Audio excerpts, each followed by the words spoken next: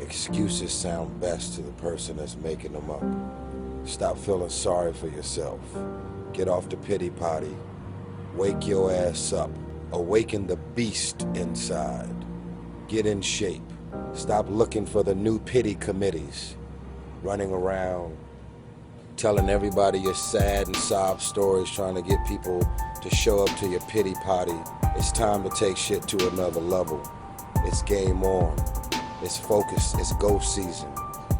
And if anybody tells you any different, they're just stroking your ego because they're desperate and they want something from you.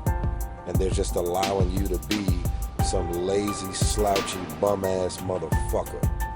If you ever see me in a Rolls Royce, a 6 or 7 star hotel, living my life to the fullest, don't hate on me.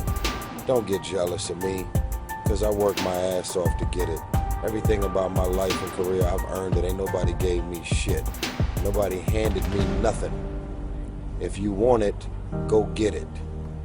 Quand tu regardes ce que tu dois accomplir, l'immensité de ce que ça représente, tu te demandes comment vais-je m'en sortir? Tu as cette petite voix dans la tête qui te dit d'arrêter, que ça ne vaut pas le coup et de tout laisser tomber. Elle veut te pousser à abandonner et à rester dans ta zone de confort. Et si tu écoutes, elle va te dire que la meilleure solution c'est de passer à autre chose, parce que tout ça c'est une perte d'énergie et de temps. Et elle va te faire douter, à tel point de te faire croire dur comme fer qu'il faut tout stopper et te laissera là, tout seul, sans plus aucun rêve. Parfois, tu ne sais pas pourquoi, mais cette petite voix te fait prendre des décisions que tu ne veux pas au plus profond de toi. Parfois, cette petite voix te fait agir indépendamment de ta volonté. Parfois, cette voix te fait regretter la direction que ta vie prend. Mais est-ce que c'est une raison pour rester là à ne rien faire, s'apitoyer sur ton sort en prenant le rôle de la victime? Est-ce que c'est une raison pour ne pas te relever et reprendre ta vie en main?